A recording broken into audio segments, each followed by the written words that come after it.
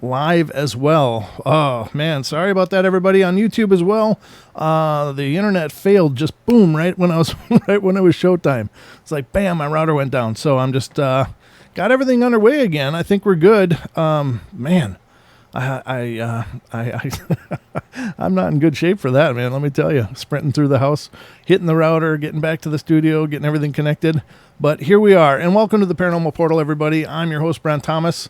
Usually not in such a state of disarray, but tonight seems to be an exception of sorts. But I think we're good. I was sitting there like, oh, I should Skype Lucky and let her know, and then I'm like, oh, I can't Skype, and my phone wasn't with me or anything. I found it and let Chris know, but I guess we're okay now. So enough of that drama. Welcome to the show, everybody, and this is the Paranormal Portal. If you're new to the portal, am I cutting out? Is the connection cutting at all? It's a little yellow. Oh, you're on iHeart? I'm not sure about iHeart, Joan, but hopefully we're good. Let me just look everywhere else and see what is going on. Yeah, it's just a weird start to everything. Even, I don't know, I must have some kind of goofy stuff going on here, because even my chat to the YouTube stream has been really flaky too, but now I see it's up. Okay, so I guess we are live and underway, ladies and gentlemen. Whew. That'll get your blood going.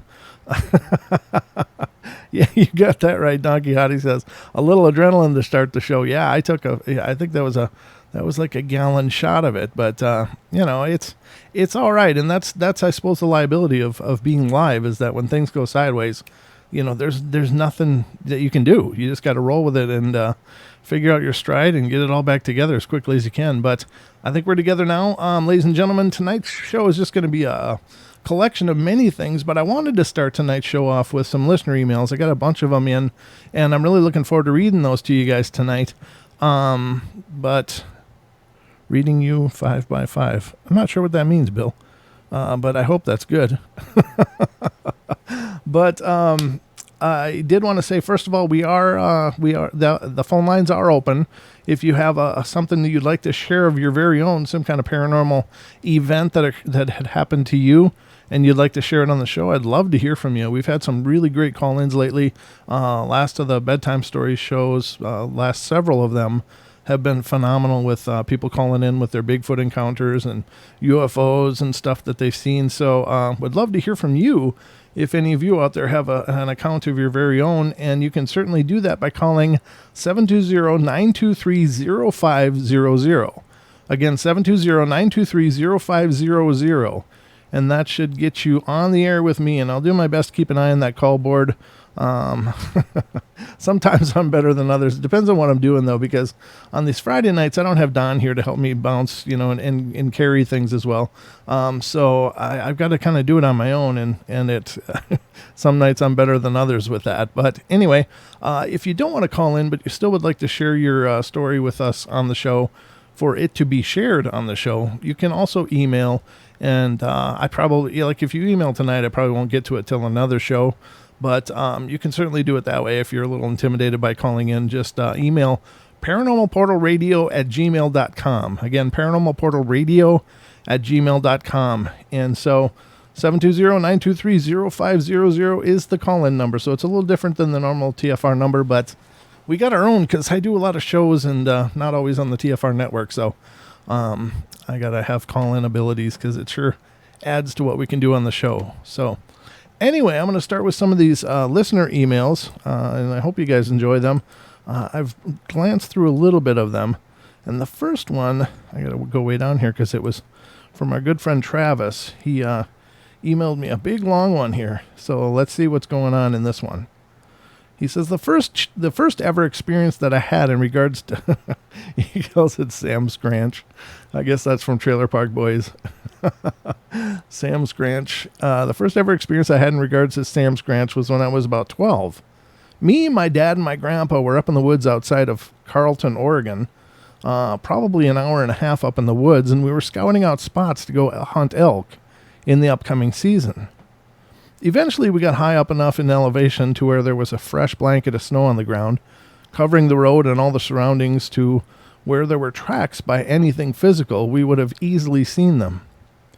We came to a spot in the road, and there it was in the middle of an old clear cut where they logged trees, and it's been an open area in the forest with little to no trees on it. On the right side of the road, it went down slightly, and it was about 100 yards to the tree line. On the left side of the road, it went uphill, and it was about 50 yards to that tree line. It was a 2-lane road barely, and on the left side, there was a 10-foot embankment, and on top of it is where it gradually went uphill to the tree line. We saw tracks in the fresh blanket of snow, and we were the first ones to lay tracks with our Jeep on the road, or so we thought. Coming up onto the road from the right side, there were clear signs of tracks. My dad jumped out of the Jeep to go see if they were elk or deer or what have you. And much to his surprise, they were human footprints that were roughly 16 to 18 inches long from heel to the tip of the big toe. And they came up onto the road, walked straight to the center of the road, walked down the center of the road for about 30 or 40 yards, and the tracks that it made were 1 foot directly in front of the other. Not like how humans' tracks are side by side when walking. 1 foot directly in front of the other. But that's not the weird part. When we got to the end of the trackway, they went from 1 foot in front of the other to standing side by side, like it was just standing there. And then they just disappeared. The literally were tracks that showed a Sasquatch that was standing in the middle of the road, and then they were literally gone. There was no disturbance in the snow in any direction for at least 50 yards. We checked thoroughly because we were in shock and trying to debunk this extremely strange abnormality that our eyes lay witness to. It was as if EAV, extraterrestrial aerial vehicle, or UFO of some kind came and picked up whatever was up here from where I was standing, or from where it was standing, rather. That was the very first time I ever had an experience involving Sam Scranch that I'm aware of, and ever since then, I've been absolutely fascinated by the subject and spend a majority of my time taking in as much information as I physically can regarding this subject. Sasquatch, Dogman, ETs, Illuminati, basically anything conspiracy, and I hate that word, by the way. I think it gives us, those who try to find out the truth in a world of lies and deception and cover-ups, by the hands of evil that runs this planet in a direction towards a gain only they can benefit from. It's all something I'm fascinated with and find it critical to shed as much light on it as I can. I feel that the more information we're able to take in, the less damage it can do to an educated mind. I don't know if that makes sense, but I could ramble on for days on this stuff. Anyways, thanks for taking the time to read this, Brent, or Don, or whomever you are. You're beautiful, and you're doing a good thing by shedding light on the where the powerful try to keep the lights off. Keep fighting the good fight, and don't let anyone tell you that what you're doing is wrong or dumb or whatever. You have lots that look up to you, and take what you do and have to say. Take what you do and have to say, and will use it to their gain. Again, you're doing great work, and you're very much appreciated. Thanks again. Cheers. Well, that's really cool, Travis. Thanks for that email. Yeah, I don't know how to explain that one. And there are those that equate Bigfoot with the UFO thing. Is there a correlation? And I don't know. I mean, hell, that could be where a Bigfoot was abducted for all we know. Or it could just be the old tracking trick. Like most people believe that are into the Bigfoot world believe that these Bigfoot, these big hairy hominids, are really intelligent, and they go out of their way to not be detected or to confuse those people that would try to track them or whatever. There are old First Nation stories of people seeing them walking through the forests, like on a path or something, dragging a cedar branch behind themselves to clear their tracks. And that comes from the world of the First Nations. There are also stories of them being on all fours and leaving a different kind of track altogether that doesn't look like a bipedal hominid or whatever. I think they're all possible, but I wonder when I hear that story if they didn't just do the old backtracking thing, like walk up and then backwards track, But would they have known somebody was coming? I don't know. That's a tough one. It's a tough one to get your head around. What the hell could have happened there? How did the tracks just disappear? And honestly, I don't know. That's a very strange one. But I do believe you saw what you saw. It's just I don't know how to explain it any better than you do. But I sure appreciate you sending that in. Now this one I think is more of a... This is an email I got from a couple that wanted to be on the show, and they've got a whole bunch of paranormal experiences. So I think I'm going to skip over those because we'll just have to get those people on the show. Okay, now this is a cool one that I got, and this one is coming from. Let's see, how is she identifying herself? I just want to make sure. Blah blah blah. Okay, it's Haley from Australia. Okay. So Haley from Australia writes, I've just started listening to your podcast and have emailed Sean just today, but I thought I might ask you something as well. There was an entity of sorts at one of the houses I used to live in. When I saw it, felt it, heard it, it was always in the bathroom connected to my bedroom. Standing in the bath, it looked like a gray-skinned wolf. No fur, only grayish skin that seemed to drip a clear slime from it. It was about 6 feet tall and was always standing upright with its arms in front of it and its long fingers relaxed in front of its torso. It didn't have a tail, it had a long face like a dog, and it was always looking down to the ground. It always stood in the same place in my bath under the shower rose, it says, R-O-S-E. Sometimes when I would have a shower, I had to get out quickly because I had an overwhelming feeling the floor would open up and I would fall into a black abyss. It could get really scary. Its breathing was deep and rattled and always sounding on the verge of growling. It seemed rabid and really angry and aggressive, but it also seemed tormented, like it had to focus always. And I don't think it was there for anyone. It was just like it couldn't do anything else but be in that state. And if I bothered it, it would get really agitated and I have to leave the room fast. The only time it was out of that area was one night when I was in bed. I could hear it breathing about an inch from my ear. Oh man, that would suck. And I could actually feel its breath. I yelled at it to get the hell off of me and leave me alone and that I was going to sleep. Well, it did, and I didn't turn around to look at it. I just kept my eyes closed. I've had many, many encounters throughout my life, and will write again if you like. I'm happy to share them all, and I'm happy for this to be shared to your podcast. However, I'm actually writing to ask if anyone might know what this thing may have been. And I honestly don't. I'm not sure what to make of that kind of sighting, if it's perhaps some kind of a nature spirit, the spirit of a skinwalker, perhaps, I don't know. But this is in Australia, and I don't know what they have for, legends down there in regards to like skinwalkers and stuff. But, there's many cultures around the world that have an entire catalog of spiritual beings, and most of them look nothing like people. Most of them look much more like some combination of animals and such, and perhaps there's something in the Aboriginal lore that would explain what this thing could be. I don't know. Being as it's Australia, I guess I would probably look to the native people of that land to try to understand it. Of course, the Aboriginals are incredibly spiritual people. So I don't know, but that is a real curious one. And why was it just frozen there for the most part? Like, it didn't seem like it could move. It had to be there. Always looking at the floor, always concentrating. I don't know. That is a really, really unique story. And the thing that stories like that really bring to my mind is that there are so many things that we just don't understand.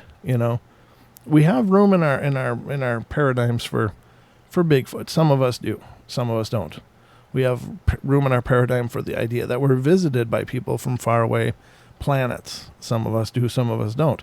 We have the room in our paradigm for ghosts being here or, among us and aware of us. Some of us do, some of us don't. But what else is there?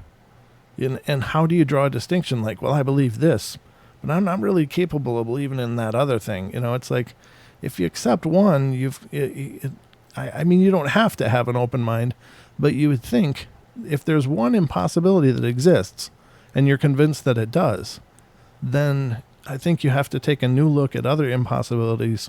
And by impossibilities, I mean by our Western standards. I'm not saying that they are indeed impossible. I'm just saying that our Western culture would say, no, that's a bunch of bunk. It's flaky stuff. That stuff isn't real.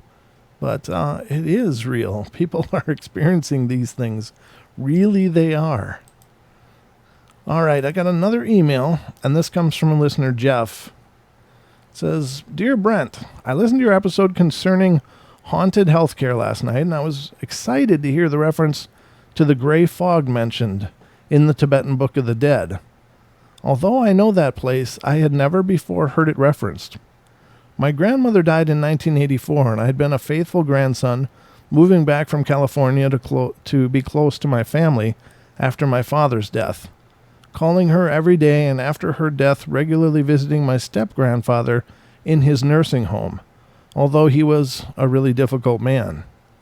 These are not matters of great importance, but rather the humble duties of anyone who takes their responsibilities as family members seriously. After my grandmother's death, I had an experience during sleep which I know was true, meeting of my soul with my grandmother's. I was in the gray fog described in the Tibetan Book of the Dead, and it was a place without discrete delineation or soul boundaries, at least in the consciousness I experienced during my brief time in that place. I heard my grandmother's voice as clearly and sweetly as if she had been standing in front of me, although I actually heard her in my consciousness, right in my mind. She said, "You are as good as family gets." The words were matter-of-fact, spoken simply and plainly, and although encouraging to me and boosting my desire to continue visiting my step-grandfather, in spite of his curmudgeonly ways, when I was coming back into my body, I felt my astral body connect at my head with my body scissored at a 45-degree angle, still out of the physical form. Then, with a sudden thud, my astral body was back in my physical body. Although I've had other experiences in my life of astral projection, I've never had another that involved the meeting with a loved one on the other side, nor one which I was conscious of returning into my body. Thanks for continuing to raise the consciousness of your listeners. From Jeff. Well, thank you, Jeff. That is a really, really cool experience. I did write back to Jeff and talk to him about meeting my loved ones that had passed in dreams. To me, my connection point seems to be in my dreaming state, and it's not a normal dream. It's these incredibly super lucid, realistic experiences. I remember one with my dad, and I've mentioned it before on the show, but I've met my dad several times in my dreams since he's passed, and there was one that my older brother was in, and my mom, and with the spirit of my dad, and we were all sitting around talking, and I was so sure, it was so real, that when I woke up the next day, I called my mom, fully and completely expecting her to remember being there with me. I mean, it was so real. And I was so disappointed when she didn't. I was just like, and maybe she really was there, but it just didn't track back into her waking state, or, for whatever reason, maybe not. I mean, perhaps they are just fabrications of a grieving mind, but what if they're not? I mean, isn't that just a profound, amazing thing? And so Jeff and I have emailed back and forth about those kind of things a few times, and I think that's cool. I think that's an incredibly wonderful thing he's experienced. And, I know that, our awareness is very, very small. There is so much more to our reality than we can even possibly understand. but I think we're starting to get some clues. I think so anyway. Ooh, that was a loud hiss from my beverage. Sorry about that to those of you in Radioland. I'm just really dry. That's what sprinting around resetting a router will do for you right before your show. It's like when I first did my first show, the Paranormal Portal, first night, I was all set. I was all ready. I was all pumped. I had pages and pages of material. And I had enough material, I was sure, for a 3-hour show, even though my show was only going to be 2 hours. And I was all set, and I was sitting down at my desk at the time and ready to go. The theme music came on, and boom! As soon as the on-air light went on in the vault, I was bone dry. My mouth was dead. It was just my tongue swelled up, and I panicked read 3 hours of material in about 20 minutes. And I was so terrified. But the good part of that is that Chris Gio, who owns and operates Truth Frequency Radio with his wife, Cherie, he was on the phone with me and said, during the break, and he said, "Do you want me to come on with you?" And I'm like, "Oh, God, please." So he helped me through it. But tonight wasn't too far from that because I was ready to go, and all of a sudden, boom, everything went dead. I'm like, no. So I'm sprinting through the house doing that. So anyway, it's the way it all works. It's the way of the beast, I guess. But I think that's it for the listener stories. So when we come back, we'll get into more of the paranormal. But thank you so much to all you guys who sent in stories and shared them with us here. That is just so cool. I absolutely love reading your stories and hearing what you guys have experienced. And it's neat. You know, and in a lot of cases, it really validates some things that I've experienced. And so it's cathartic in that way. So that's always a good thing. But we're about 2 minutes away from the break. I just want to take a little bit of time and just say, if you weren't here on Wednesday night for the live show, and that was a YouTube only show, but if you want to catch that episode, and it was really a great episode. It was we had a special guest, Carrie Arnold of Bigfoot Odyssey, joined us.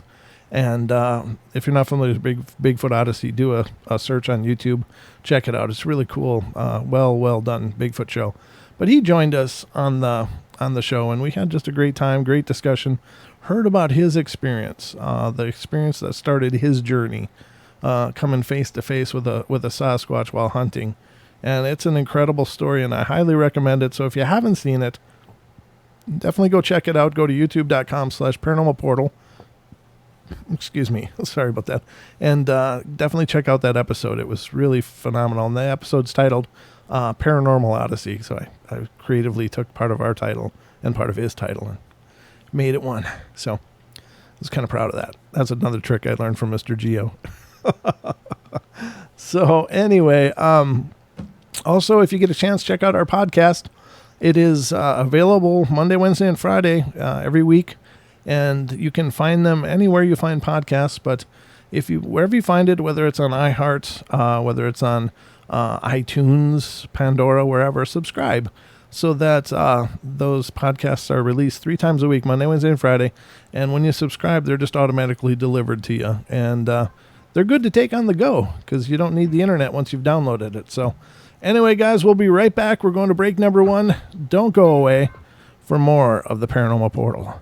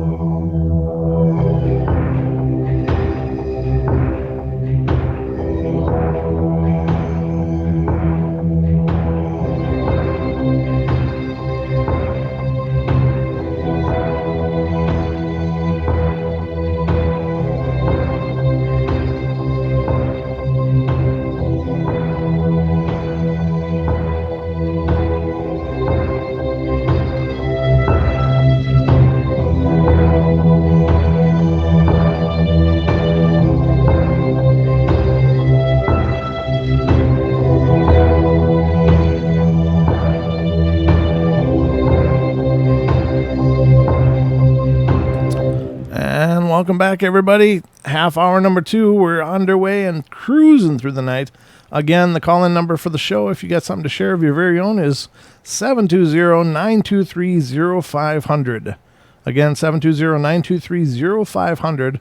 Or you can email paranormalportalradio@gmail.com. So we are going through the night. Just got done with the listener emails. And thank you again to all those of you who had sent in stories. Fantastic. Always fantastic. I love them. They are really and truly one of the highlights of doing the show. Now, I did have, this is something I've been working my way through slowly. I only have a few of them left, but these are from some stories of law enforcement that encounter the paranormal. Now, and it worked out really well, because every time I try to do this collection of stories that I was able to find, I get these amazing call-ins. So I tried to do it on Tuesday night and got an amazing call-in from a guy named Chad. And then last night I was trying to do it again and got an amazing call-in from, I think it was Cameron that called in last night. So we had a good time, but I still have parts of this list to get through. And so I'm going to get through it now so I can close this tab on my browser. It's only been open for over a week now. But, all right, so let's see what this one is. Again, these are law enforcement officers or representatives of some kind that are having paranormal experiences. And if you think about just professionally what law enforcement entails and what kind of situations they have to be in and what kind of situations they have to be after, meaning where tragic, horrible things happen. And, in some of the creepiest places in the world too. I mean, if something is wrong somewhere, they just don't get to go, well, I'd like to go in there and do a perimeter check of that, to see if the perp is in there, but that place kind of creeps me out, so I'm going to skip that. They don't get to do that. They have to go in. And so it's no wonder that they may encounter some pretty bizarre things. And I think pretty much every law enforcement officer has had their experiences. And not necessarily that they become true believers in the paranormal, but they're head scratchers. They're things that they know aren't right, but they kind of just maybe relevant. It's just some of us embrace those things when they happen, and others of us go, I don't know what the hell happened. I can't explain it, but I don't even want to think about it. And some people just shelf it somewhere in their minds, and that's okay. There's no rule that says you have to confront these things head on. All things in due time, I guess. But it's great to see all the people showing up for the shows tonight. I really appreciate it, and TFR has got a great crowd in there. Thanks, guys, for sticking around and being a part of the show. It means the world to me.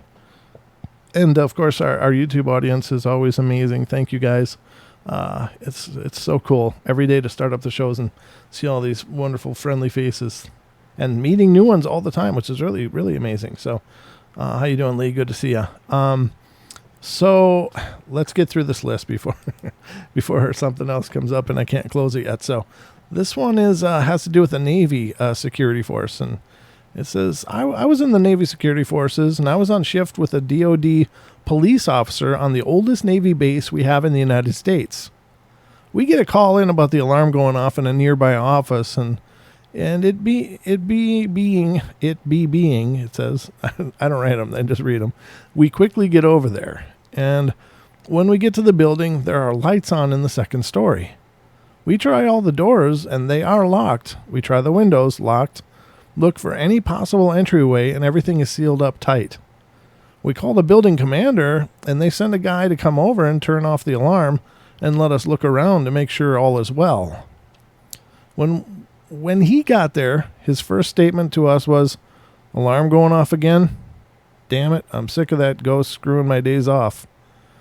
Apparently everyone that works in that building has claimed that there's a ghost that likes to move stuff around and cause the alarm to go off.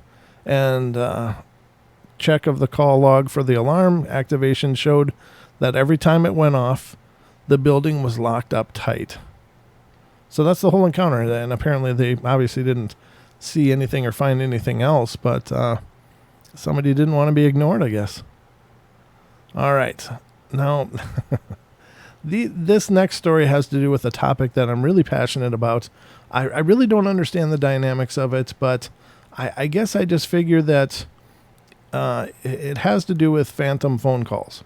And generally what that usually means, and I haven't read this story yet, so I don't know what it means for sure in terms of the story, but generally it means that a lot of times it appears that people that are deceased are making phone calls. And I know that might seem bizarre to a lot of people, but the one thing that comes up in hauntings quite a lot, and often, is lights flicking on and off, TVs turning on and off, radios turning on and off, electronic devices doing weird stuff that they wouldn't normally do. And my idea with that, and I may be right or may be wrong, I have no grounds for this, it's just a hypothesis, but I believe that since spirits are energy, that perhaps it's not a real big stretch for them to manipulate other energies in terms of electrical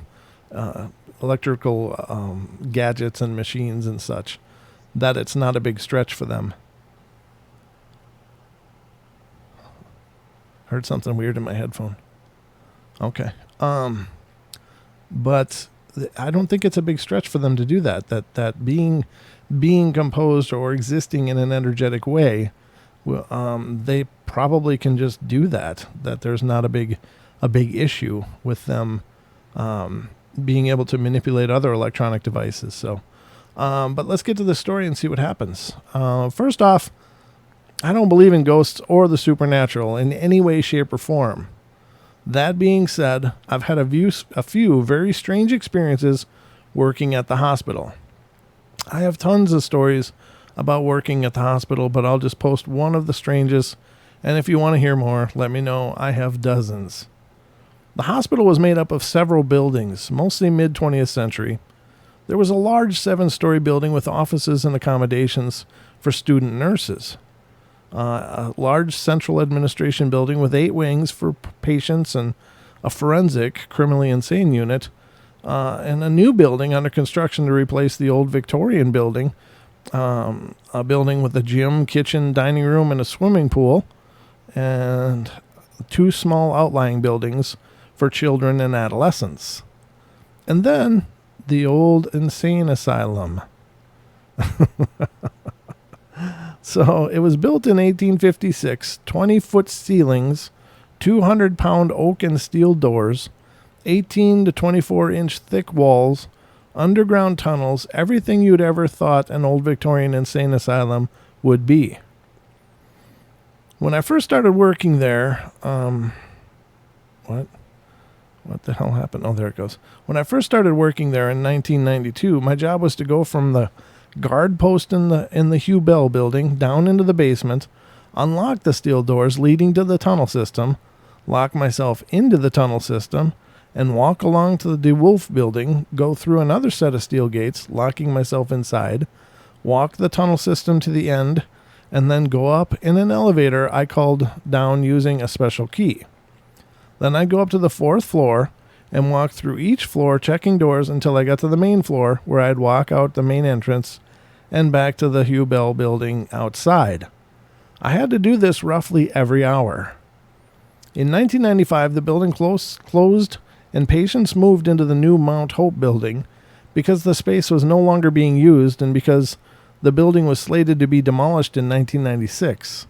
They didn't bother heating it. It had no power, and maintenance had been through and stripped it of things like light bulbs, etc. A lot of the old furniture was left in place as they had bought new stuff for the new building. One of the things that had also happened was they shut off the power to the elevators and had all the phones removed. Now, I know that every phone was removed because I was the guy who went through with the guy from the phone company in the late summer and removed every single phone from the place. So it's winter 1995, and I'm working back shift, 7 p.m. to 7 a.m. And I was a switch supervisor and had 3 guards on the grounds with me and 1 locked in the forensic unit. Around 2 a.m. we get a call from the hospital operator saying that the police had called her to let her know that we were getting calls from inside the DeWolf building. She had, of course, told them that that's impossible and why, but they insisted that they were getting calls from inside of the DeWolf building. So The four of us go into the building and each take a floor of the building and we search it. Now, it was the dead of winter and the temperatures had been getting fairly low, negative 20 Celsius or so. And there had been a pipe burst about a week before, which maintenance had dealt with. Interesting story there too, but it had left 2 floors entirely coated in ice. There was ice on everything, and that was about 3 inches thick, and shadows were bouncing everywhere with the flashlights hitting the ice. So we're walking through the building, checking every unit, every floor, eyeballing every empty phone jack, nothing. We get to the back guard post and report that the building is empty. 10 minutes later, the operator calls back and says there are more calls coming from the DeWolf building, and the police are insisting we find the cause. So back over we go, and I was about 10 feet away from the nursing station in a unit called N16, N as in Nancy, and the operator calls to say that there is an active call right now coming from the N16 nursing station. I go rushing over to see there's nothing in there. No person, no phone. And I tell the operator where I am and there's nothing in there. And she says it's now coming from the N16 lounge, which is way down the other end of the unit. So I go rushing down there and again, nothing. Now it's coming from the N16 elevator phone. And this time it's not just dead air, but it sounds like someone talking with their hand over the phone. So I go rushing back down to the other end of the unit. And this is a good 60 seconds or so of running. It's a big building. And I'm standing outside the closed, unpowered elevator doors, and she's saying that the calls are coming in every few seconds from the elevator that I'm standing in front of. Then they stop. We all decide to wait inside the building, 1 person per floor, for a few minutes until we know things have stopped. We waited maybe 15 minutes, and as we start to leave, the phone calls start again. 1 more trip around the building and the same results. Eventually, we said we couldn't waste any more time on it and it must be a technological glitch. The operator puts in the call to the phone company and requests an engineer the first thing in the morning. I was supposed to go home at 7 a.m. It was my last back shift, so I was starting 4 days off, but I stayed to meet the engineer because I was curious. The engineer said the lines had likely been reassigned and the calls were coming from real people wherever the lines had been put. Now, we go into the old building and check the junction box, and the engineer gets a puzzled look on his face. He hooks up some equipment and is talking back to someone on the phone company. He starts checking the connections and numbers. Then we start walking around the building and plugging his phone into the jacks. Turns out that none of the lines had been reassigned, and they were all live. Here's the strange part. The next day, the engineer and the phone company killed all the lines. The phone calls continued off and on for 2 more weeks, and then finally stopped. We never did find out the cause. That is really, really creepy. How's that for a good one, huh? I like those kind of stories. And if the lines were live, then they would have, some kind of energy in them. So maybe that's part of the deal. Maybe there's a belief in the paranormal that ghosts drain batteries and they drain power from things, and perhaps they were utilizing the phone lines as a method to drain energy. I don't know what I think about that idea, but I know it's been around forever. People go into investigations with fresh batteries in their flashlights or in their cameras, and they'll go in 2 minutes their batteries are dead, and there's no explanation for it other than potentially something is draining them. So could they need or could they use electricity as a form of energy if they're running low? I don't know. I don't understand the dynamics of that kind of stuff. I do believe that it happens. I just don't understand, what does it mean? But if they had that ample supply of energy for all that time, EMF, there you go. Bigfoot in Germany says EMF. Yeah, well, that's true. So they could maybe draw from the electromagnetic force, or the electromotive force, rather. That's true. Very good point. Whatever the case, I like that story. That was a good one. Hope you guys enjoyed it as much as I did. And we still have more to go, so let's get into this. And no calls, so we're on a roll here. Oh, this one sounds sketchy. It's a real short story, but let's see what it says. My dad is a police officer, and he was called to an old castle-like house on the outskirts of town. The man who called was telling him about his daughter, who was acting strange. She was talking in a deep voice, speaking in swear words and high-level vocabulary. She's only 10 or so, and being all around creepy. My dad says, "I think you need an exorcist," and left that house immediately. He's been a police officer for 12 years, and he says that was the most scared he's been. And he's seen people who have blown their brains out with a shotgun and people decapitated by a train. So, yeah, that's creepy. The whole possession thing is all kinds of wrong. Oh, man. All right, the next one. We get a call of a trespasser at an abandoned hospital during the daytime. There was on-site security who kept it secure even though it was shut down, and they swore they heard footsteps and talking on the second floor over the past few days. They locked down the entire perimeter and called us out there, and there was no way out. We went in there with 6 officers and started from the 7th floor and systematically checked every single room down to the bottom floor. There was no power, so we were lucky it was still daylight and there was lots of windows. It's an older hospital, so they left the old CRT monitors from the 80s and 90s in there. It was pretty eerie and reminded me a lot of the first scenes of The Walking Dead. We cleared down the floors 7 to 5, no problem. Once we hit the 4th floor, it started getting weird. And this was the hospital storage area. Instead of the big spacious rooms, it was super cramped and cinder block walls, and there was a chain link cages all over the place with locks on it. It seriously looked like a horror movie prisoner area where they locked victims up, and it was also pitch black. The hospital was so big that we worked in 2-man groups on each floor, but naturally split up as the floors were opened up a bit more.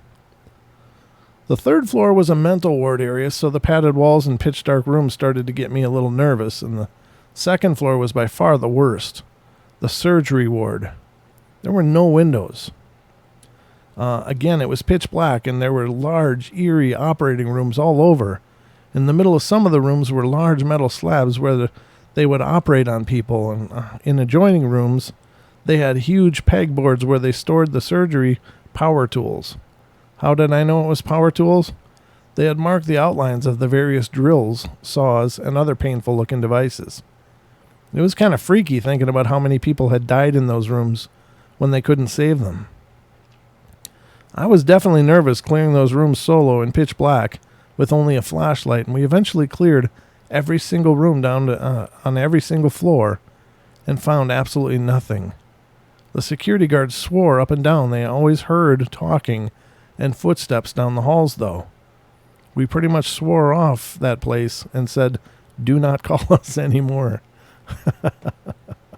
I suppose, yeah. I mean, there's some things police are equipped to handle, and there's some things they're not equipped to handle. All right, so let me see what kind of time we got left, because this one looks a little bit longer. Not overly long, but I think, 7 minutes, I can read it. All right, I recently started working as a security guard, and one of my first assignments was the graveyard shift at a new housing development outside of town. Over the course of 3 nights I worked there, I had some pretty bizarre things happen.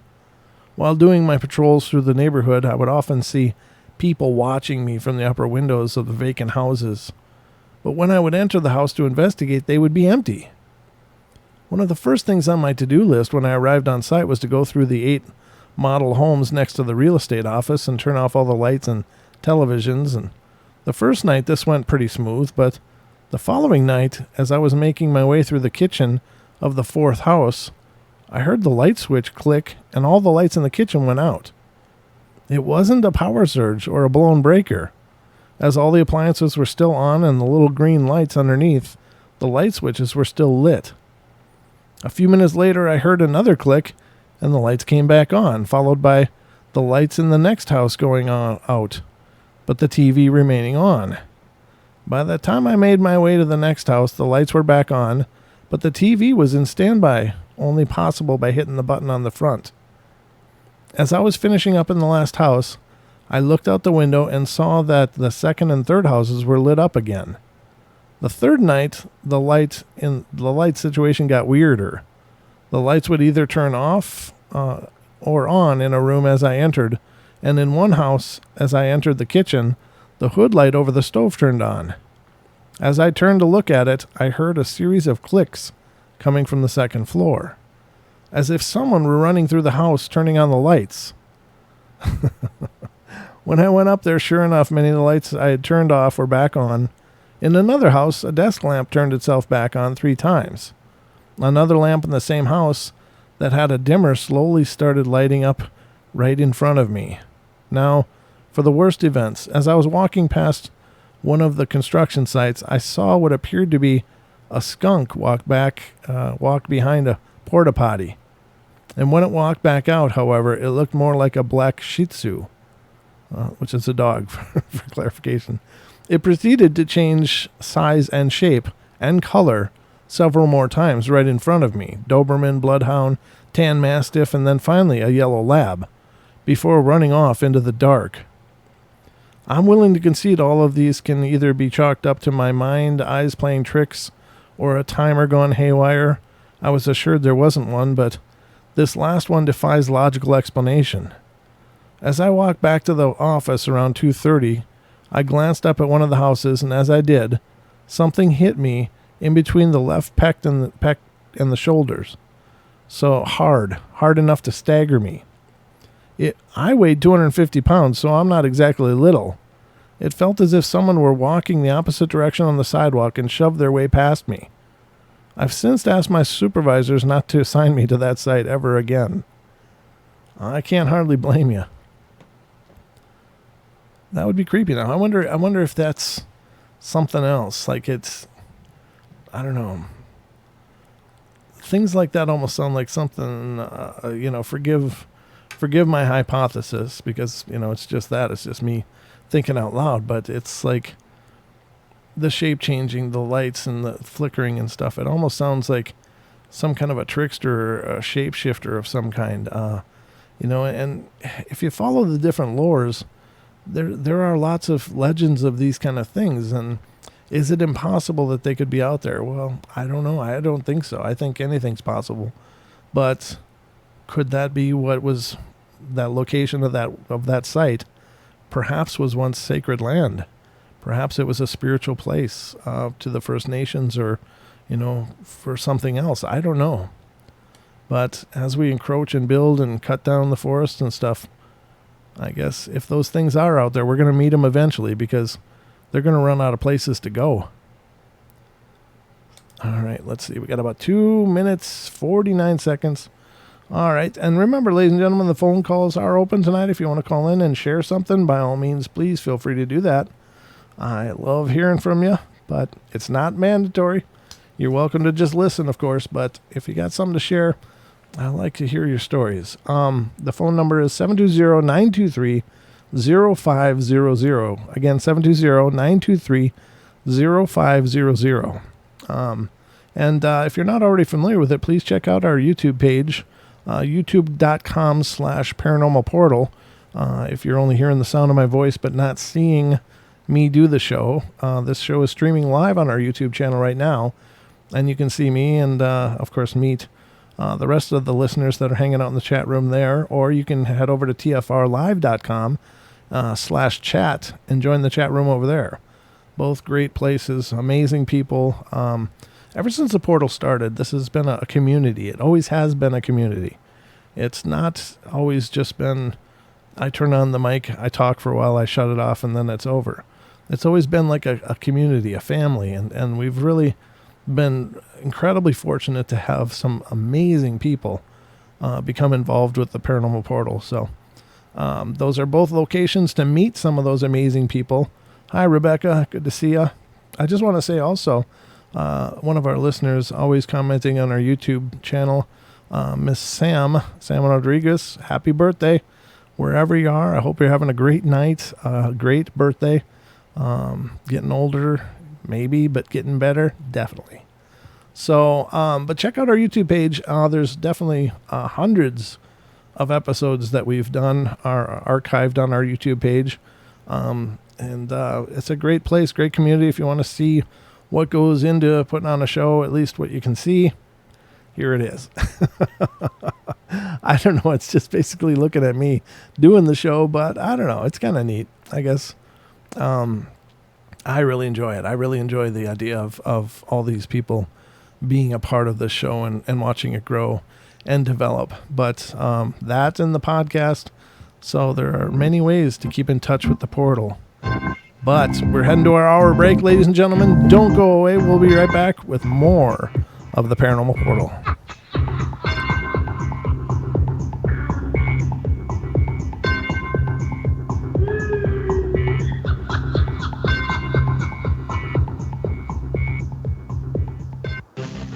Truth.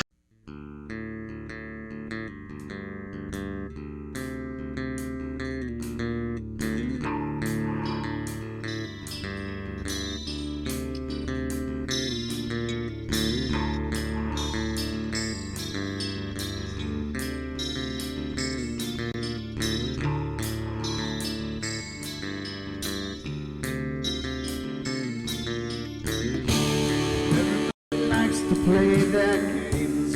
Everybody loves to place their bets.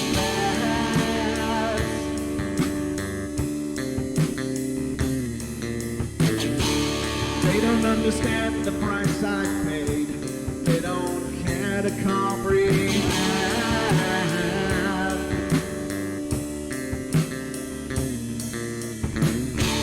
Trace their lines upon my body, ripping scars across my heart.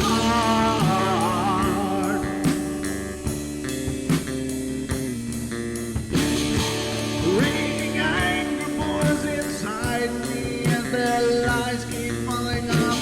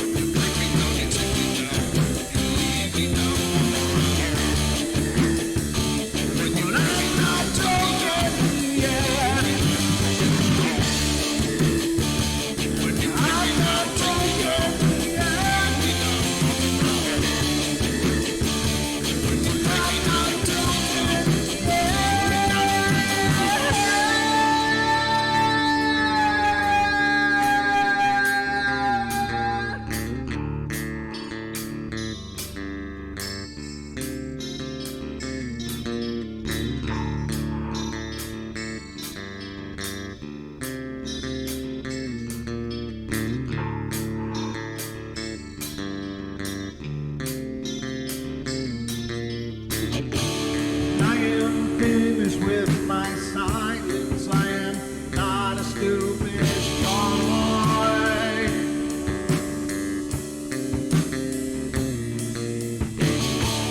No more breaking me with kindness, just you dance upon my joy.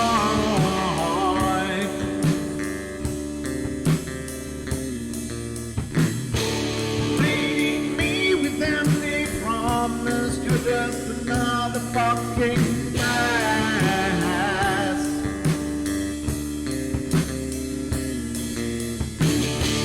Taking off the slice of my sanity, just make sure that you're well fed.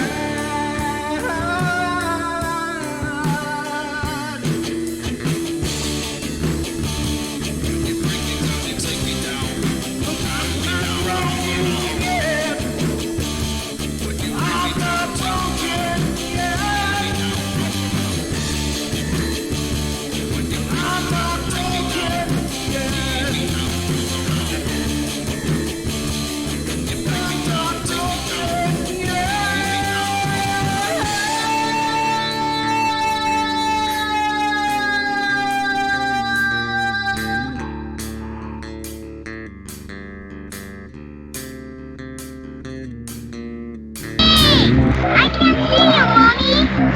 Where are you? I've never sensed anything like it.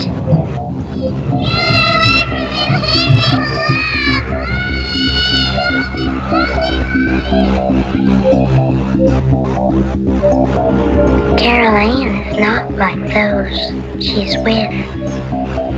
They're attracted to the one thing about her that's different from themselves. Her life force, it is very strong. It gives off its own illumination. It is a light that implies life and memory of love and home and earthly pleasures. Something they desperately desire, but can't have anymore. Right now, she's the closest thing to that. Poltergeists are usually associated with an individual. Hauntings seem to be connected with an area. A house, usually. Poltergeist disturbances are of fairly short duration, perhaps a couple of months. Hauntings can go on for years.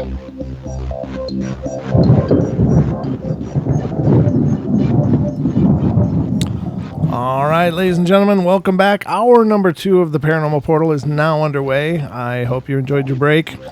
You used the loo, got a beverage, and you're all comfy and ready to roll for another hour of fun-filled paranormal entertainment, or as close to it as I can get. So I hope you guys are enjoying the show. I always enjoy doing them, so it's just a great pleasure as always. I'm just looking at things, making sure everything's staying strong after I dropped the internet earlier. Right at the gate. Just a little nervous about the connection, but seems to be holding solid, so we got that going for us. Let's see. Oh, make sure after the show, I suppose I should say this. I should talk about other shows, too. After this show, which is the Paranormal Portal, if you stick around on TFR, iHeart, TuneIn, or TalkStream Live, you can check out The Spaces Between, which is Paisley Wild's show.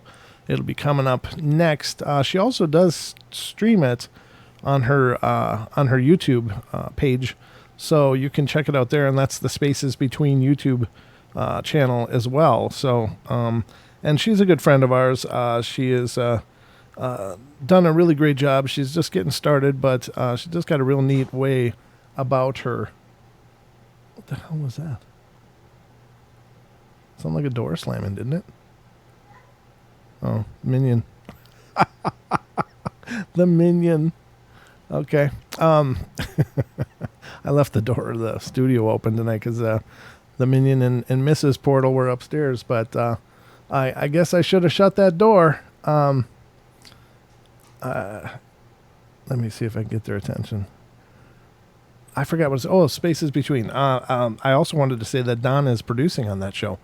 He does produce all of our podcasts for our podcast that goes out Monday, Wednesday, and Friday, and he's also producing the Spaces Between show. So he's plenty busy, but that's why we love him so much. But anyway, let's get to more of these stories. We're about through this one list.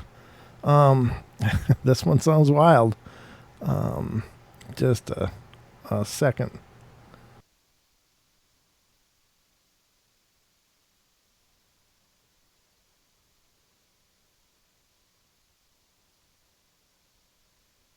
Nope, I wasn't going to get anybody's attention that way.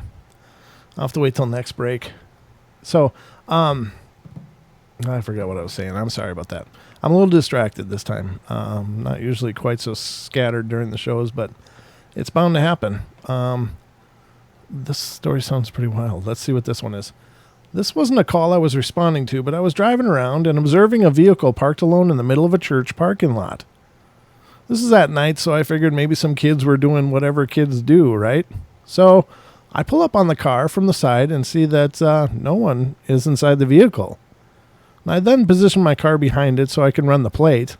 Maybe somebody stole it and dumped it in the parking lot. So I start to run the plate, and I look at the car through the back window, and I kid you not, there's a person in the front seat looking at me through the rearview mirror. This is something you notice as a cop, because when you do traffic stops, you can tell how intently someone is really watching you inside your car, and possibly if they're going to try to do something stupid. So I get an oh no moments of I didn't see there were people inside the car, and I drive up directly next to it to reassure what I saw, and there's no one inside the car. Chills immediately ran down my back, and I got the hell out of there. The car was later gone. I don't know what happened. Don't exactly know what I saw, but I was pretty freaked out. Me and my partners used to sit at that church on quiet nights because it's tucked away and you can just relax, and I have not sat there since. Yeah, that might kind of kill your Zen moments. All right. What the hell? I don't know what to make of this next one, but the title is really bizarre. Old woman in a painting called the cops. Let's see what this one's got to say. This is from a friend who used to work as security guard. My friend is a night person, so he's used to night shifts. Well, anyway, one night he's working to guard a mansion, and at around 2:22, a door access alarm goes off from the gym room. By usual protocol, he calls 911 and the cops deal with it. The cops, two of them, meets with my friend and heads to the gym room. And a short while later, the cop starts yelling at my friend how prank calls is a serious offense and he shouldn't waste their time. My friend is flabbergasted by the cop's reaction. He asks what's wrong, and one of the cops says that an old lady told them that she was in the house for a long time. My friend not understanding what lady they were talking about since there's no one in that mansion. The owners left on a cruise about a month or so. They stop to stare at each other in silence and heads inside the mansion. My friend swears to me it's true. They go inside, and right at the entry hall you can see the painting of the old lady. The cop turns white and leaves. My friend, confused by what happened, just gets the hell out of there the moment he finished his shift, and apparently that was the painting of the current owner's great-grandmother. She called the cops. She didn't know who that young whippersnapper was. Okay, now this is a real quick, short one. Since I was called to a job at night where the informant said there were firearms being shot in the area. It's a semi-rural area, so nothing really strange at first glance. Searched the general area and found nothing, so I approached the informant, and she was a middle-aged hippie, and she proceeded to tell me that a UFO had landed a couple of properties over, and she saw aliens shooting laser guns at cattle. I smiled, nodded, and left. Well, I mean, hippies can see aliens too, right? All right. This is the last one of this list, so we finally made it, ladies and gentlemen. It says, not me, but my mom is an animal humane officer, and my dad is a police officer. My mom got the call of a wild animal in an old woman's house. She went, and this old lady is standing on a chair and pointing at her couch, saying, there are pink rhinos. I can't use that word. There are pink rhinos mating on it, and she wants them out and the couch sent out by the curb. So my mom pretends to shoo the rhinos out, and the lady finds some men to carry this couch and set it by the road. Later that night, my dad got a call because she wanted him to shoot the rhinos outside trying to get back in. Oh, no. There you have it. Those are some of the glorious adventures of our law enforcement friends dealing with the paranormal. Never a dull moment. Oh, let's see. Is that something on the grill? King Sweet, you posted a picture. Is that a steak on the grill? Hold on a second.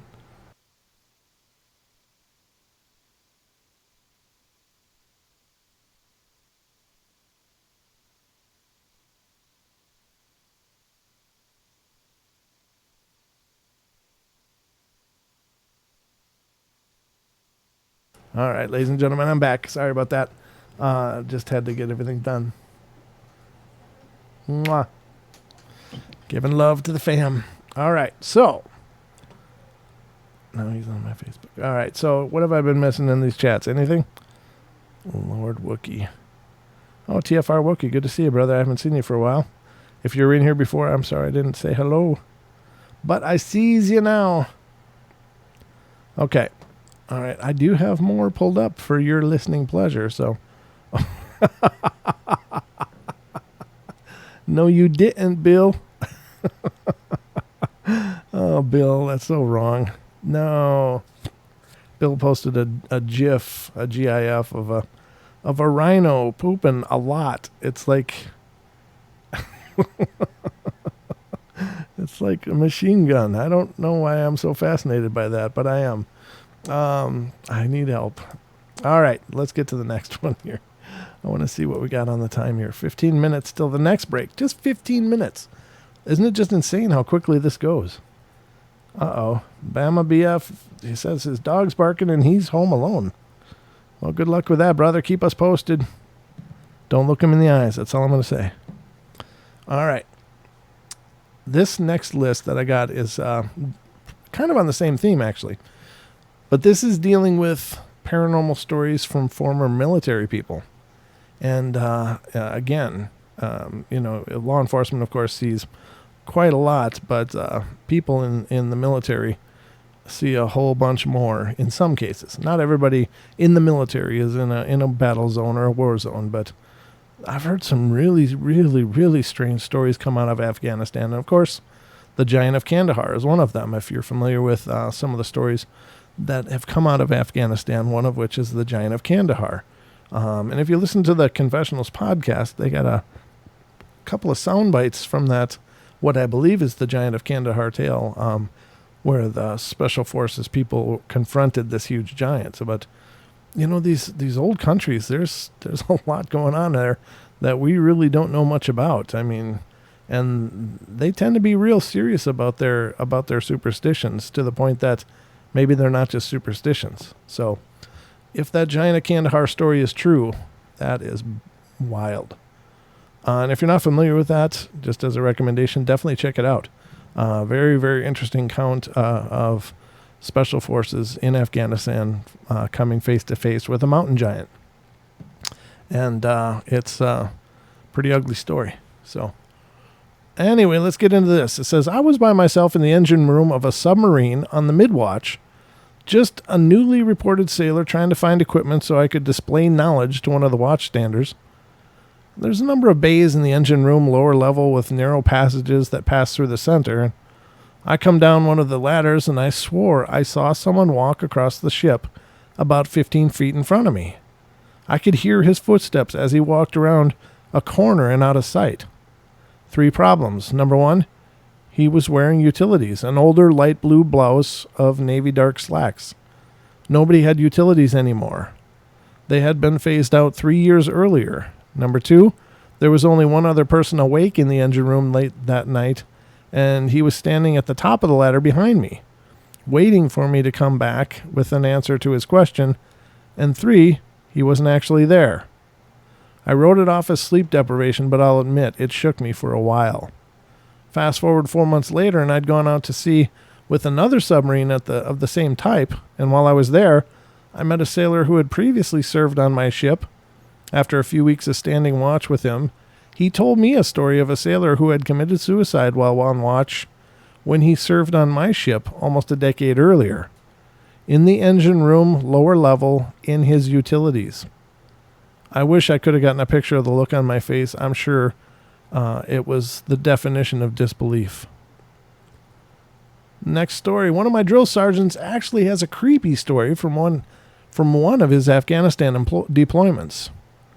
He was infantry, so being in the field and out on missions for multiple weeks wasn't uncommon. One night, while sleeping in a fighting position he dug, he felt something nibbling at his feet.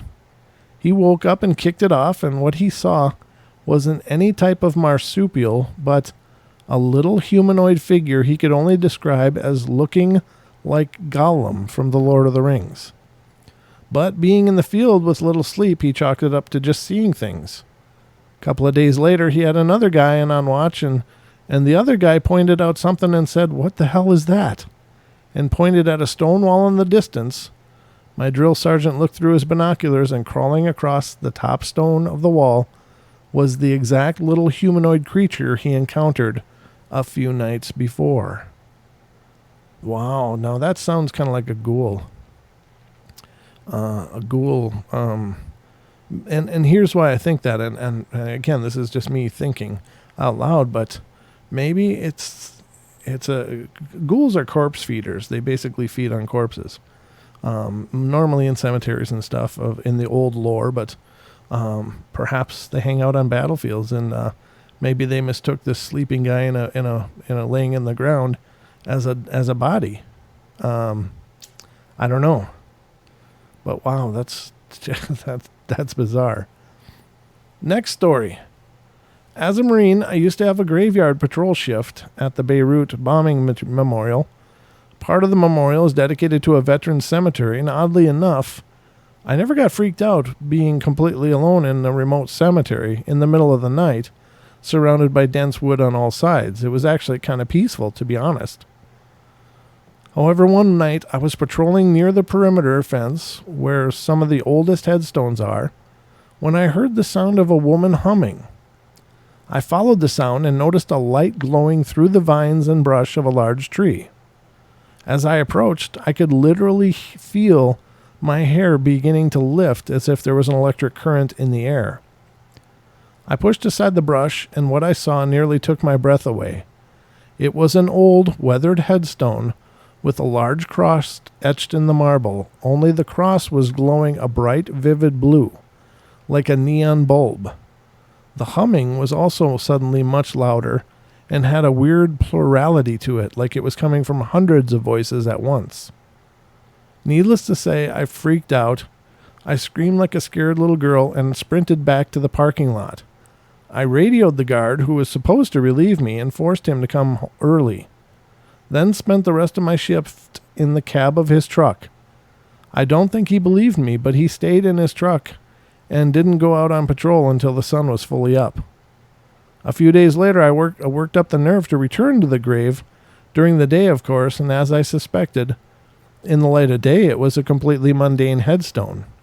There was no name, only the aforementioned cross. I ran my hands over the stone and checked to see if maybe there was some sort of hidden light source or solar panel, but no, it was just plain, solid, unremarkable stone. The humming was gone as well. I eventually returned to my normal shift, but never again experienced anything out of the ordinary. I never learned whose grave that was either, but I find myself thinking about it from time to time, and it certainly sounds absurd when I say it out loud. And I suppose it could have been a hallucination or a trick of my tired brain, but I don't believe it was. I think it was real, a ghost, a spirit of some sort. I don't think it was malevolent at all. Wow, thank you so much, Brandon Becker. Thanks for the stories. I enjoy both my personalities. You mean mine or Don's as well? I've got a few of them in my head with me, but thank you so much, man. That's awesome. I really, really appreciate that. Thank you for that donation, brother. That's very, very cool. Man, you guys are amazing.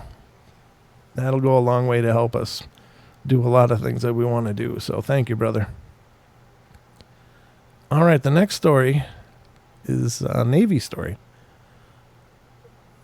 When I was in Groton, Groton and CT, I imagine that's Connecticut, for basic enlisted submarine school, I was roving the barracks at night.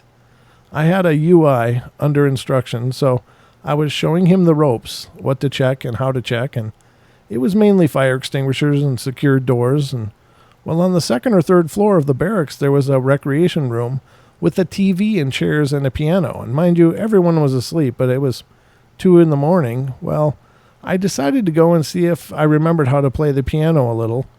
We decided to continue to finish the patrol, so we started walking down the hall when I heard a single piano note go off. We both heard it while I was still in mid-conversation, so we kind of looked back, and then we both looked at each other to see if we had both heard the same noise. We shrugged it off as our imaginations running wild, but as soon as we got to the end of the hall and opened the door to the stairway, a sharp keynote was heard coming down the hall in the direction of the room with the piano. We left the floor as soon as possible and later shared the story with some shipmates, and they told us stories of sailors that had died in the barracks. Aww. Let's see the next one. My dad's stories. He served in the Taiwanese Marines as a drill sergeant. Much of the ground in Taiwan saw violence under occupation, and it was rumored His base was built on or near a mass grave. Needless to say, he's had a few paranormal stories. He had a guy report to him in the morning, exhausted but frazzled the night before. He'd been on guard duty overlooking the firing range, and the targets on the range were a mix of clay and wood figures cut and drawn to look like an enemy soldier aiming a rifle at you. According to the guard, when he'd been bored out of his mind staring out over the range, he saw clear as day one of the clay soldiers wearily lay down his rifle and exclaim, "Damn, I'm tired." The guard said he passed out from fright.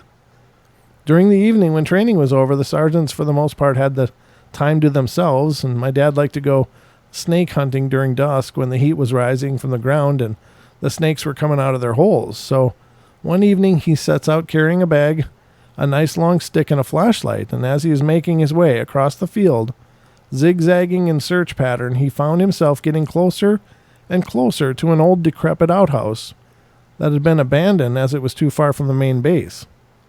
As he got within a few yards of it, he was hit with a sudden feeling of apprehension. Something told him going near the outhouse was a bad idea. At that moment, his flashlight aimed right at the construct went out. He fiddled with the batteries, smacked it, thought, "Oh, damn it, better get a new battery." He turned around to head back, and the moment he turned and faced the main base, the flashlight flickered back on. Great, time to keep hunting. The moment he turned to face the outhouse, it flickered off again. Faced the base, flickered back on. He did this 2 or 3 times, got the message, verbally apologized for intruding, turned and walked calmly back to the base. The base itself was surrounded by forest and mountains, the natural terrain of Taiwan, and one day a soldier was reported missing. As the day went on, it was clear that he'd either deserted or was in serious trouble. A manhunt/rescue team was organized, and most of the base was out searching for the guy as the rain started to come in. As night fell, they called it off and got ready to try again tomorrow. They found him in the morning, huddled in a wet, dark cave, scared speechless and out of his mind. No one was sure what he saw to cause him to freak out. They never found out. They shipped the guy out soon afterwards. Finally, one of his years in the base, it was hit with a huge typhoon. Typhoons are actually pretty regular in Taiwan, especially during the summer, but this one was going to set records, and everyone hunkered down and reinforced the base as best as they could, and it held well, and after a few days of relentless rain and wind, they emerged to survey the damage, and one of the trees on the base had been hundreds of years old. It sat on a hill and overlooked the base, and so it had been the site of a Buddhist shrine set at its roots. Now the roots twisted and turned into the air, and the storm had torn the tree from the ground. And yet the shrine itself was untouched. Even the red silk covering, with nothing weighing it down, hadn't moved an inch despite the winds that had finally torn up the great tree from its hill after hundreds of years. The soldiers took this as a sign that despite whatever would be thrown against them, their spirit would remain strong and unmoved. Wow, that's pretty powerful. That is just amazing. See, those kind of things are just so incredible. And that's not a big thing. It's like, well, this little shrine with a little piece of silk, big deal. But it is a big deal because there's no reason that tree should have took the force that it would take to pull a tree from the ground, tear it out of its roots, is incredible. And if that same force was exerted, and it should be assumed, as it was on the top of a hill, that the wind was coming up over that hill and just hitting it full bore, how did that silk not move? So it's things like that. They're small things, but they still are as profound as some of the most profound things because they defy logic. They defy explanation. And those are the keys. Those are the clues. So I think that's incredibly powerful. Very, very powerful stuff. And we got about a minute until break. So for this minute, again, I want to remind you after the show to stick around and check out Paisley Wild, The Spaces Between, coming up next on TFR, iHeart, TuneIn, and TalkStream Live, as well as streaming live on her YouTube channel. I haven't seen her come into the TFR chat room yet, but I imagine she'll be along shortly. She may be in the YouTube chat room, but I haven't seen her there either. But I haven't been able to watch the chat too much, so always something going on here on the portal. But yeah, it's gonna be it's a good show. It's if you're not familiar with what it is, she talks about paganism and getting in touch with that. She's a practicing pagan, and she's got this real gentle way about her, and that may intimidate some people, but if you listen, it's not as offensive as some people may think. I think it's really a beautiful show. So, all right, guys, we'll be right back after these messages, so don't go away. Those of you on YouTube, my next video is coming right up. We'll be right back.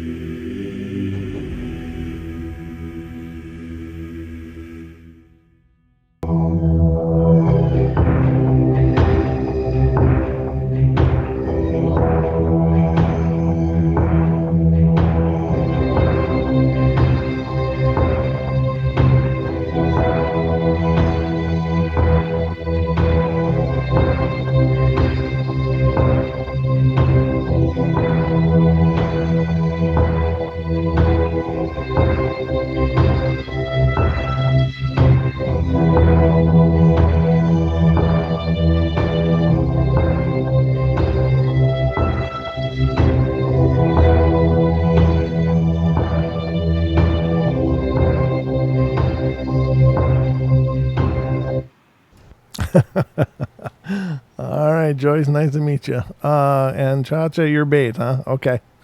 I have to keep the show appropriate. You know how hard that is sometimes. You can't just say stuff like that. You just can't do it. You're killing me here. All right, so welcome back, ladies and gentlemen, to the last half hour of the Portal. This has been a great show. I've really enjoyed it. I have to focus again now. So, sorry. I'm like looking at my chat window. Sometimes if you don't understand the chat, you just miss it. But God, every once in a while, someone will say something and be like, yeah, what do you do? Yeah, it was good to meet you, Joyce. I didn't know. It's hard to tell. All the names, for the most part, are androgynous, but unless people use some, form of male or female name, so it's hard to tell. But yeah, that's wonderful. Great to meet you. Great to meet you. All right, so let's continue on our journey, and we're going through some paranormal stories from the military. So we got that going for us. All right, so the next one is a submariner here. There are a few things as unnerving as working about in the engine room from 23:30 to 05:30 alone on watch. When the boat is largely shut down in port, it becomes a real quiet place. The roving watches usually make it an hourly game to speed through their log rounds, especially in the lower levels. And one particular in-port period, the boat was moored in Pearl Harbor, and a few people started complaining about a really uneasy feeling. And I was on the mid-watch as SEO on evening, and a senior chief came back to do his required 0300 tour, and we saw him walk past maneuvering on his way to Shaft Alley. This particular senior chief was the crusty old salt type. We'd usually spend a bit of time just sitting in the lower levels of the engine room alone and contemplate life, so we expected as much, and what we didn't expect was him to literally run into the maneuvering area a few minutes later. The man was pale-faced and breathing heavily, and we sat up straight, our eyes as wide, and as his thinking we were about to have to announce and fight some ship casualty. He slumps into the EDO chair. A few tense and silent moments go by, and we're on pins and needles.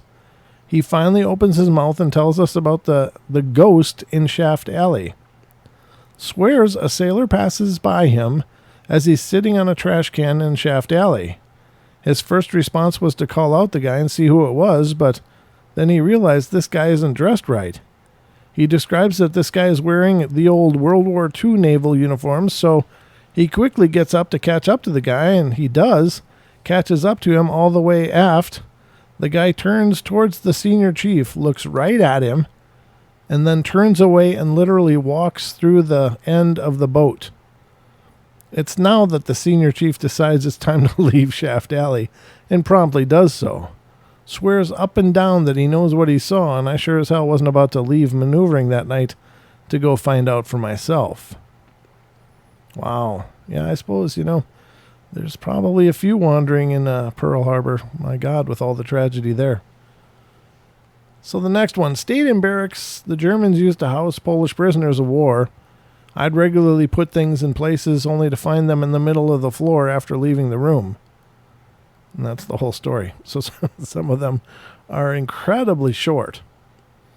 Next one, a friend of mine went to Afghanistan and he got stationed in an area that was used as a base by the Soviets. And he swears that sometimes when he was on sentry duty, he could hear whispers that didn't sound like English or the local languages. He's convinced that he heard Russian. Well, I've heard that as well. I think it was on one of the one of those reenactment shows where they reenact people's haunting experiences, and there was one like that where basically the whole base was an old Soviet base, and it was overrun way back during the Soviet-Afghan War, and the Soviet soldiers, of course, were decimated, but apparently they're still lingering there, and there was a lot of weirdness going on. If what they said was accurate or what they portrayed was accurate, that was a hell of a frightening place to be. So the next one. We wrote it off as some of the instructors messing with us, but while training at JWTC, there was a blood-curdling scream in the middle of the night. Definitely sounded like a woman. The lieutenant in charge made us do quick accountability check. Then he started radioing the training center to see what the hell happened. The instructors went out from the compound, did some checks, but didn't find anything. And they said it's not the first time they had units out there calling in to report the same thing. Maybe they got some squatches. All right, next one. U.S. Navy photographer here. In the deepest parts of the ocean, you'll often steam past small boats that are empty or seemingly empty. Sometimes they look like they got loose and no one looked for them, and sometimes they look disgusting, like somebody lived in them until they couldn't. Sometimes it's obvious someone was still in them, but they haven't moved for weeks. Ooh. Yeah, I suppose there's got to be a bunch of derelicts floating around and basically just floating caskets, you know, if people don't make it. Yikes. Next one. I was working late night shift in an old SCIF. I'm not sure what that acronym means, so you'll have to forgive me. That was originally built back in the 50s, and I was starting to feel sleepy, so I went for a walk to wake myself up and ended up getting lost in the maze of underground tunnels. Finding myself in a part of the complex that obviously hadn't been used in decades. Everything looked like it was just left there and forgotten one day, just like eerily frozen in time. I was really tired and stressed out from the work, and that really didn't help me to be able to rationally retrace my steps, and everything around me seemed like something was hiding in the shadows and watching me. Well, it didn't take a long time, but I finally made it back to my position and didn't tell anyone what happened, and luckily it was the night shift and no one noticed that I was gone. A year later, we got a new guy, and in the middle of the night, he got up and went for a walk. A couple of hours later, he came back looking like he'd seen a ghost. I just gave him a knowing nod, and I knew that what he just went through. The next one, this isn't my story, so I'll tell it as best as I can, and this happened during rotation at the National Training Center sometime in 2015. A battle was occurring at night. A light appeared in the sky. For 10 minutes or so, there was absolute silence. This may not seem too interesting until you look at the numbers and statistics. You're looking at massive amounts of people and equipment during a rotation, constant radio chatter, vehicle noise, people talking, and suddenly just nothing. Then the light seemed to make a couple of strange turns, one being around 90 degrees, and split and disappeared. The next story, I worked on Arlington National Cemetery. While I was in the Army, the tomb guards always talked about seeing or just hearing soldiers marching some nights. We were cataloging graves one night when I saw a soldier in my team up ahead. So I called him over, and he answered from behind me. And when I looked back, the other soldier was gone. The next story. In basic military training, trainings are not carried out on Thursdays. There's a very well-known tale which supposedly explains why this is so. Sometime in the past, 1970s if I'm correct, soldiers were having their training in the forest at night. When they did a head count, they realized that one person was missing. This caused a search party to be sent out, and when they found his body, it was hung from a tree, with his field pack items displayed in the mud. They found his intestines torn out and lined behind the tree in a stand-by bed order. This actually made the news, and if you dig around for it, you could probably find it in the archives, the Straits Times, I think, or Straits Times, STRAITS Times. Another one is that basic training as well, like the U.S. Marine Corps, we get shipped off to a little island instead of going to Paris Island. We're sent to Tekong. At the ammo dump, the CCTV is blocked by a piece of cloth. This is supposedly because This is supposedly because you can, I think, see a ghost floating above the wall of the ammo dump. Yeah, that might You might want to blot out the ghosts. The next story, my brother's barracks were haunted by a drill sergeant when he was at Fort Sill, Oklahoma. That's where my son went, was Fort Sill, Oklahoma. I got a big picture on the wall of him and his team just in the other room. He said that the spirit wasn't malicious or anything. He would just watch over the shoulders, or the soldiers rather, and pace up and down the aisle between their beds at night. Sometimes they felt cold spots, and a few of the guys, including my brother, actually saw him. He was wearing World War II era fatigues. The ghost would follow them if they got in the middle of the night to use the bathroom or something, and make sure that they got back to their bunk okay. And once my brother woke up in the middle of the night and the ghost was peering over his bed looking at him. He said that he got the feeling that the ghost hadn't moved on yet because he was worried that something would happen to one of his soldiers if he wasn't there to look over them. When my mom went out there to visit, she felt someone really cold touch her leg when she walked past that area, and that the ghost liked to hang out in. My brother also had something really weird happen in my it says my.fuji once. They were doing land navigation training in the middle of the night, and all of a sudden everything went dead silent. Even the crickets stopped chirping. Then their compass started spinning around, and he swears that they passed the same road twice, even though they were walking in a straight line and hadn't changed direction. He said that Mount Fuji, okay, not my Fuji, is a really eerie place at night, and a lot of his friends experience weird stuff there as well. I think that's where that forest is over there, where people often commit suicide, is right around the base of Mount Fuji, which is absolutely tragic, but I may be very wrong about that. I just think so.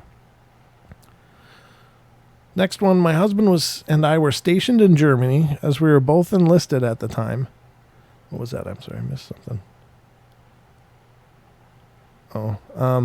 My husband and I were stationed in Germany as we were both enlisted at the time, in a little crummy apartment on base that was haunted.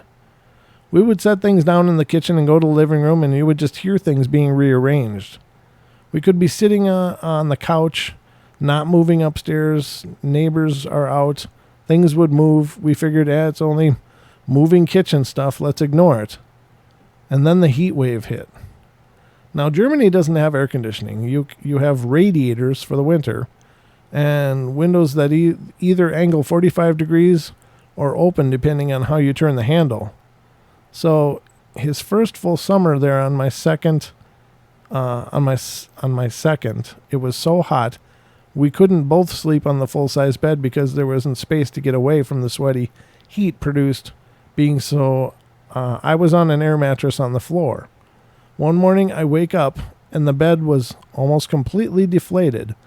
So I open my eyes and there is a person in my face, like leaning directly over me, almost nose to nose.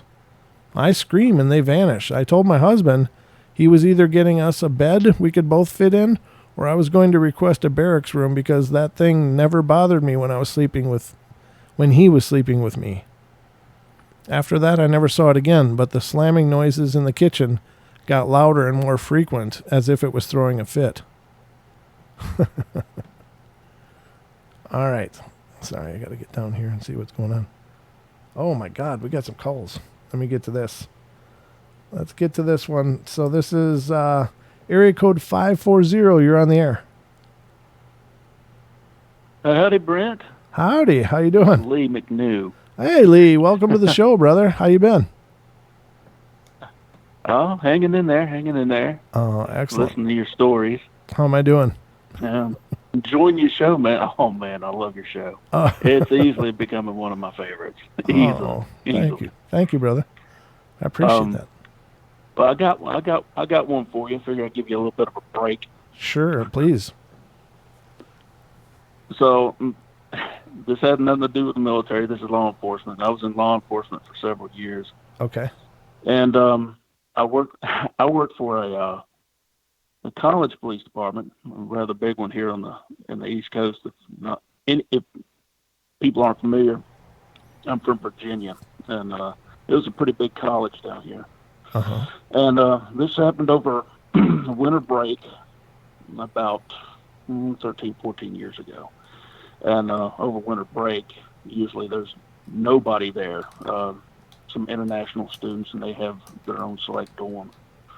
But we still have our building checks to do. So it gets boring there over winter break because, like I said, there's nobody there. Sure.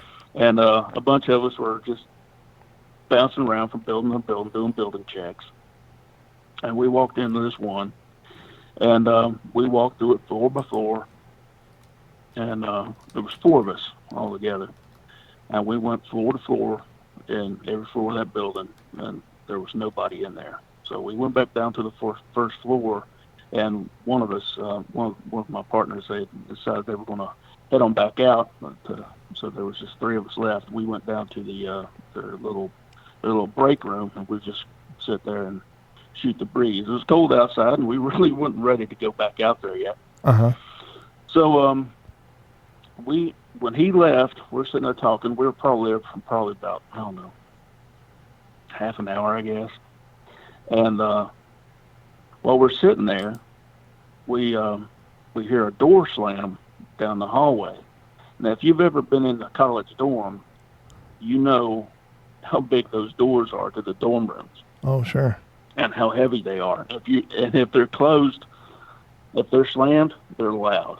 And we heard a door slam, and we're like, well, that must. We all had nicknames back then, and this one individual, we called him Peanut.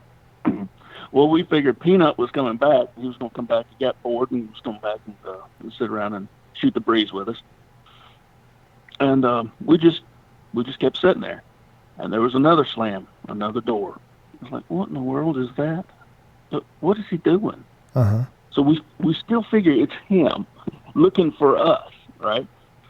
And we hear one more door slam.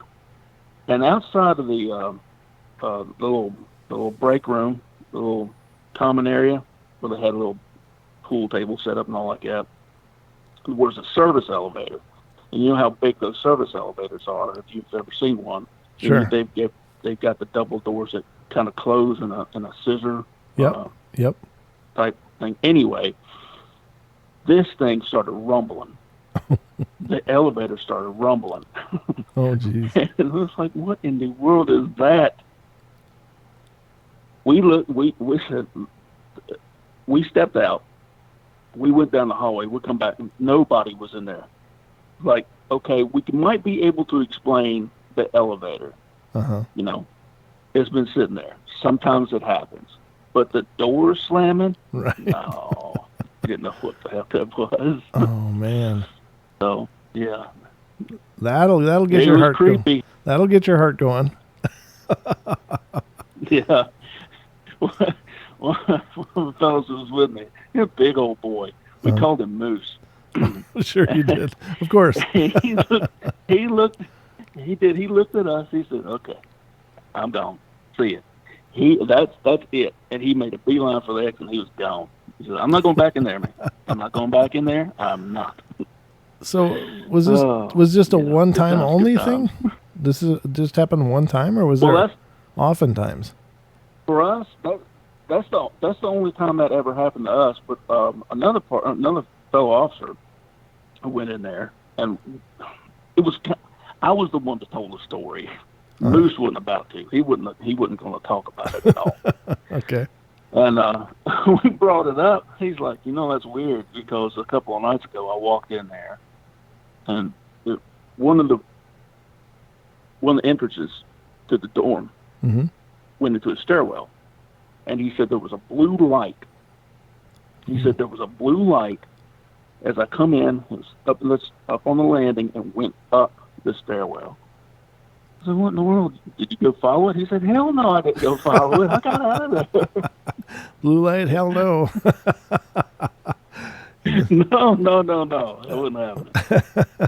Well, I don't blame him, though, because, if you're all by yourself, it's one thing if you get some kind of backup to deal with things with you, but if you're by yourself and you see a strange light, it's like, yep, okay. Oh, yeah. Yeah, I'd probably nope out of that situation, too. Yeah, I would love to. I would love to. But yeah, that's my story, Brent. Well, that's awesome, brother. I appreciate you calling in and telling it. I'm really thrilled to be able to finally talk to you. I've of course seen you in the chat room for a while now, and I really appreciate you being a part of the show and calling in and sharing that with us. Thanks a lot, brother. Oh, you're welcome. And something you said earlier, it's like a community, and you're right, it is. I mean, the same people show up here Yeah. as the same people show up for Bigfoot Odyssey. I mean, you have Bigfoot Odyssey come on, you see the same people in that chat that's come to your show. I know. It's like, wow. It this is really awesome. cool. This is See, awesome. you guys just all have good taste. That's all. True. All right, brother. Well, thanks a bunch. You have a good night, brother. You as well, man. Thank you so much. You're welcome. Take care. Bye-bye. That was cool to finally meet Lee. I've seen him a bunch, but now I've had a chance to talk to him. So we got another caller, and this is area code 701. You're on the air. Hello, my brother from the same Mother Earth. Hey, you were supposed to call me and tell me some bunch of stories, but that never happened. What happened? Yes, I know. I apologize. Please have pity and forgive me. It's been a little crazy, but It's what all I'm right. still dealing with, as you know, including nudge. Yeah, I But, understand. yeah, the stories tonight are bringing flashbacks of the military. Uh-huh. But Yeah, I was going to share the one about the UFO, but I do recall I didn't share that one. But the second one I had was in San Diego. Okay. Cha-cha-cha. Just let me tell you, you got four minutes left of the show. So okay, just to pace it you. was at the San Diego Naval Training Center, Uh-huh. and we would do watches late at night. And I can't remember if it was 3 floors or 2 floors, and it had a total of 6 or 9 days that were filled with a whole company. And when you had to stand the main perimeter guard, they would have a guard station at the middle barracks on the first floor and on the third floor. Mm-hmm. And then you would have a second set of people that would do the rounds. And then they would come and then they would change and then the other person would do the rounds. So it was kind of like every maybe 15, 20 minutes, somebody's walking through all of the barracks. Right. And in each of the barracks, there is also somebody standing at guard duty too. So I get up, woken in the middle of the night to go to watch. I go to the watch, which is right outside of our barracks on the main floor. And so I go to do a parameter watch. Well, the very end bay was empty. And so what we had to do is we had to go to the end bay, and then we walk through the bay, go up the back steps, and then walk through the bay of the other company. And then we would come back down around. So you kind of do like a figure 8 kind of thing, and then you come back, and you don't always have to do it the same, because they want you to switch it up a little bit, so you're not on a constant routine with it. Right. So I go get on watch. I go to do my first perimeter walkthrough. I have to go through a bay that is empty. Uh-huh. Because the company just got moved to another area to finishing their training and stuff. So I get into the barracks and I start walking through it. I get right into the middle of the barracks where it's all empty, and then I joke about my spider senses went off, full-blown, hair on the back of my neck, and I didn't care to look around or anything. I just started quick-stepping it through the rest of the barracks, Mm-hmm. and quick-stepped it up the stairs and went into the barracks where I knew there were people in there and where the other guard was. I came to the end of the barracks where the guard is standing, and he's like, "You okay?" And I'm like, "I'm fine." And I just went out, because sometimes you will chat to the other guards, but I was like, "I'm fine." So I go through, get out, go back the stairs, and go straight back to my post. And so then you get about maybe 30, 40 minutes before it's your turn again to do the route. Mm-hmm. And so the next time I did the route, guess which bay I did not go near? I did not care to enter it whatsoever. Yeah. But I couldn't tell you what it was, but it was enough to just tell my whole entity, this is not where you want to be. and even when they got a full company in there, Mm-hmm. I still was weirded out about going into that bay. Excellent, brother. Well, And to this day, I have no idea. And I love you. I'll try to get a hold of you this week. all right, brother. We'll talk to you soon. Take care. Have a good night. All right, doodles. And everybody, love you all. Thank you so much for joining me and being a part of the Paranormal Portal tonight. I hope you guys enjoyed the journey. Thank you so much. Love you all. Be good, be kind, be nice. Take care of each other. Help each other out. Find the magic in every day and remember to laugh as much as you can. Good night, everybody. Be good. I'll be back tomorrow night with Don, and we'll tear it up again. Take care.